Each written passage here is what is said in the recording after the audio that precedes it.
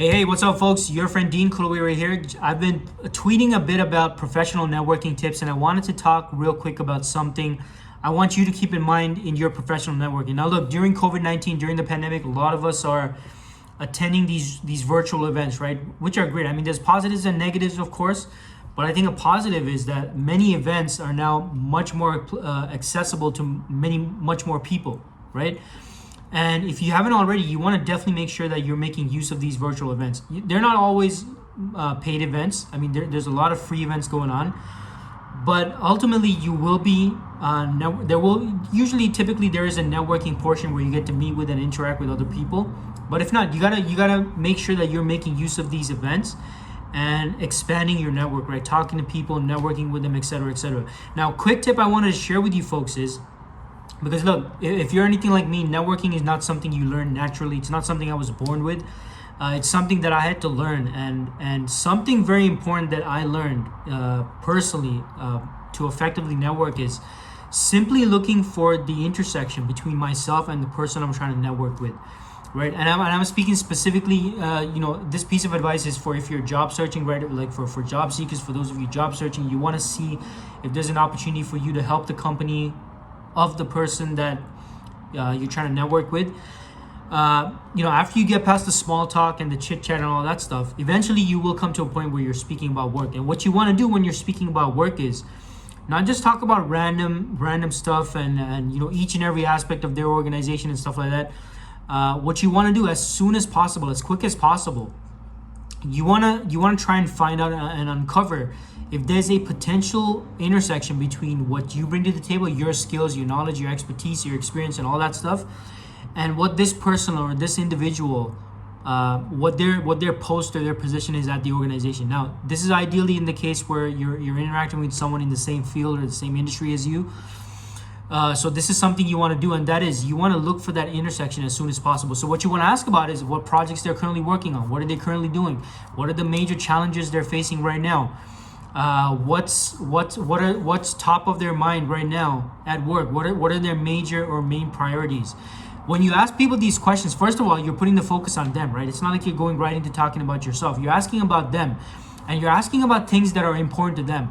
Now, when they talk about these things, this is where the opportunity is, folks, for you to figure out, hey, is there a possibility for me to fit myself into this equation, or what challenges they're facing? And the reason you want to do this is this is going to make it much more easier for this person to refer you if it comes down to it, right? Why? Because it's something that might potentially affect something that's important to them, right? Again, going back to maybe it's a project they're working on, maybe it's some problem they're currently facing, maybe it's some pain points or challenges that they're currently facing at work, and you potentially having the right skills or ability to help them either directly or indirectly with your skills, your knowledge, your expertise, and your experience, it's going to make it a much easier sell when you eventually get into asking them for a potential referral, right? So they say, okay, yeah, well, currently on my list is XYZ. This is something really top of my priority list right now at work. Well, that's where you might be able to say, okay, great. Well, I mean, I might not be able to help you directly with that, Dean, but this is my area, and I'm not sure if your organization is looking for someone with those skills right now, but this is an area where I might be able to indirectly help you out and make sure that things that you're in are much smoother and easier as a result of my involvement. Now, if you feel like that might be helpful for you personally, Dean, would there be anyone at your organization that I should be speaking to, or that you feel I should get in touch with to see if they might have a need for my skills where I can come in and add to this project that you're working on directly or indirectly, right? That's the kind of approach you got to take, folks. Look, I'm not saying this is going to work all the time, but what I'm saying is whoever you're interacting with, whoever you're networking with, try and look for that intersection by first and foremost asking about what's important to them at that point in time, right?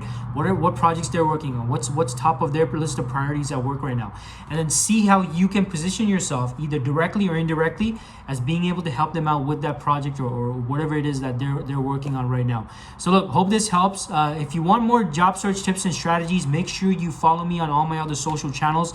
I'm gonna drop a link in the description. And make sure you subscribe to my newsletter as well. I'm constantly putting out job search tips and advice and job search strategies. I release a job search strategy every Monday, so make sure you subscribe to my list. Again, I'll drop the link in the description for that. and apply this to your networking, folks. Networking is a powerful strategy you need to be using in your job search. It's not something you want to depend on 100%, like for the entirety of your job search strategy, but it's definitely an important part to it.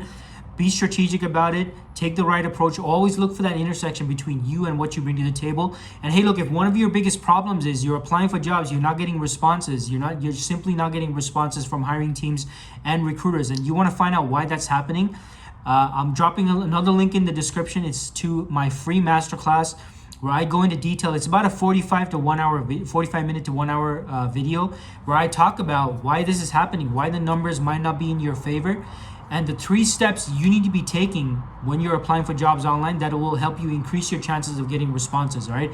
Hey, again, this is Dean Kulaweera. Hit me up with a like and a subscribe for more content to help you in your job search, and I'll see you around soon. All right. Take care.